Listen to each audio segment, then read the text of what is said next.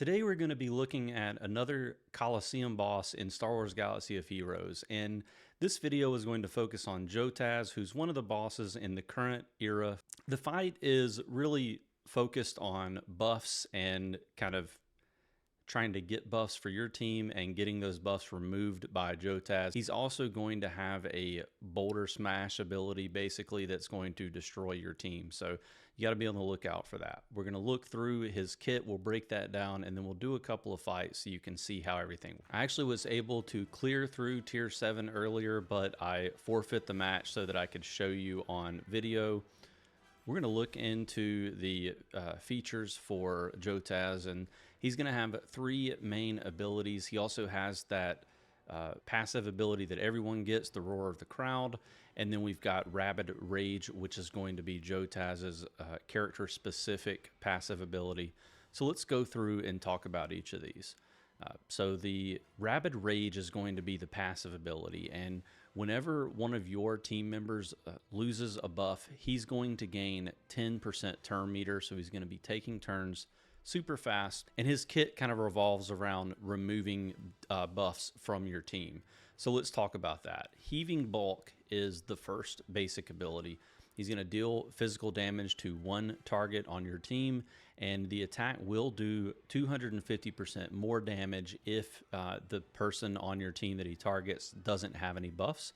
So it is important to try to get buffs onto your team members. Not the most important thing in the world. Like the really big detail here is you're just trying to do as much damage as possible quickly before boulder toss goes off. So Backhand Sweep is going to be the second ability that Jotaz has, and this one he's going to be able to dispel buffs from your team. So later on in the fight, this one is going to be very important. He also can do damage to your entire team, so this is an AoE buff dispel, and he's going to gain 2% offense stacking for each buff that he dispels from your team until he uses Boulder Toss. So he's going to kind of ramp up damage, do the boulder toss. So if you can survive the boulder toss, your champions will be able to do a little bit more damage to him before he ramps back up again. And the third ability is boulder toss. He'll deal physical damage to a target enemy, which can't be evaded. He's basically just going to delete them off of the map. He's also going to gain 50% offense when he does the boulder toss until the end of the battle. And that is doubled if the target is defeated by the ability, which kind of is going to happen most of the time. And then the ability does start on a cooldown, so you kind of have the luxury of a little bit of time before this thing goes off. All right, so let's jump into the battle. Now, I've mentioned this on a couple of the other videos as well, and I know we only have a few weeks left of this era, so probably not going to matter too much for you, but I do hope these videos find some usefulness to a few people, maybe people who are coming in on the tail end of things. But IG90 is the best lead for this era, and he's going to allow your team to do a lot more damage to the boss. So you definitely want to be using IG90 for this fight. I think there is some argument for replaceability for Yoda and Chewie, Asajj, and Barriss. Those are, I think, kind of the 3 weakest links in terms of the era champions for this era, but I find that Barriss actually has a lot of utility, and I also think Yoda and Chewie can heal, help your team, kind of stabilize, I would say. So I typically use them. You can use Asajj here. I do like her kit, and I think it's got a lot of utility as well. Just kind of basically pick your poison on who you want to bring here. You could try to throw Yoda and Chewie out, bring Asajj in, and do a little bit of extra damage.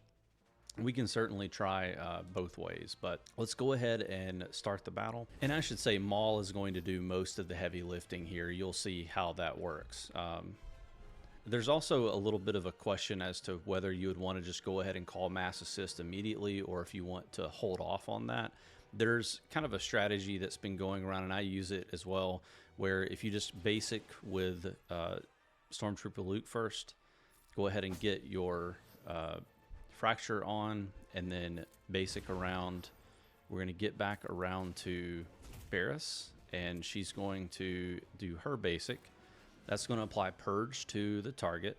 And then now that the Purge is up, she's going to be called to assist every time someone else hits. So when we call Mass Assist, Barris is going to take a bunch of extra attacks because she's attacking for each of the basic attacks that happened from the Mass Assist. So do a pretty decent amount of damage there. And then we can use Maul's second ability, which does a massive amount of damage as well. Just keep going all in on the boss right now because we are about to take a massive hit, I believe.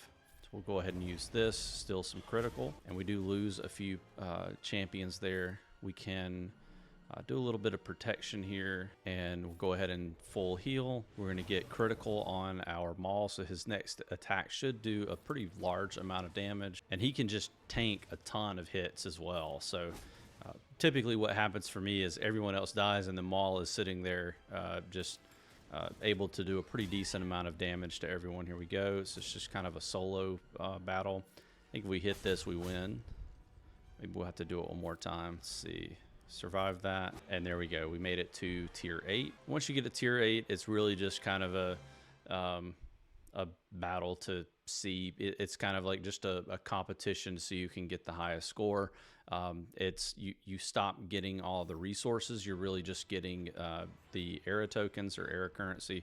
So it's pretty nice to make it this far. Kind of difficult. You see about 21 people on my server that made it this far. We can go ahead and do this battle again. We can also do one with Asajj just to see whether we get a different score using her instead of Yoda and Chewie. Pretty much the same basic setup that we're going to try here and see what we can get with it. We'll do that basic with Barris, and then we'll call Mass Assist and getting a pretty decent amount of damage there. You can see that was like a 70,000 hit from Maul there with his first special. Pretty cool to see that. We'll still critical here with our Barris, and we can call. The thing about Stormtrooper Luke's second ability here, or first special, I should say, is it will give turn meter to, or an extra turn to the person you give it to.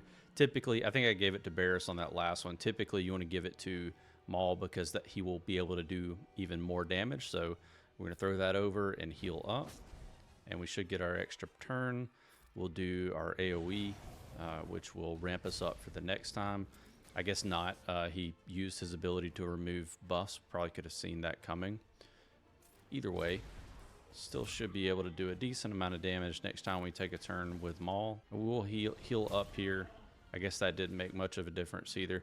So you kind of see the pattern with a lot of these bosses where in a lot of cases healing actually isn't the right play. It's probably just hit whatever your best damage dealing ability is and just keep doing that, because these attacks are just going to clear you out anyway. They're going to kill your champions, especially if, like me, you know, hyper invested. Like I have a level 80 Maul, and everything else is it's either at level 70 or below. Maul's like the main win condition for me. Pretty decent score. I'm pretty happy with that. I don't know how far that gets me. Rank 16. I mean, I'll take that. I've been trying to get 500 coins per day on this.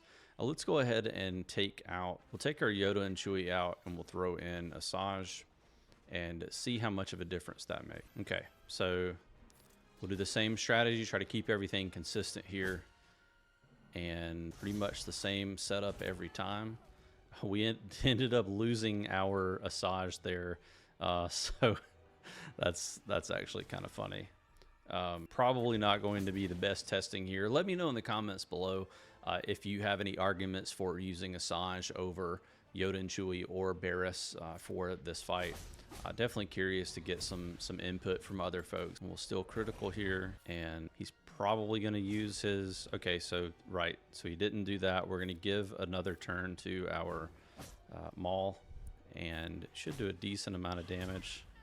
All right, so buffs are removed. Actually, significantly lower score because we lost Asajj so quickly. I don't expect to get much more than maybe 300,000. Okay, we lost. So again, my recommendation there, probably go with with Yoda and Chewie over Asajj, but definitely curious to hear some of those comments from you. That's pretty much going to wrap this video up.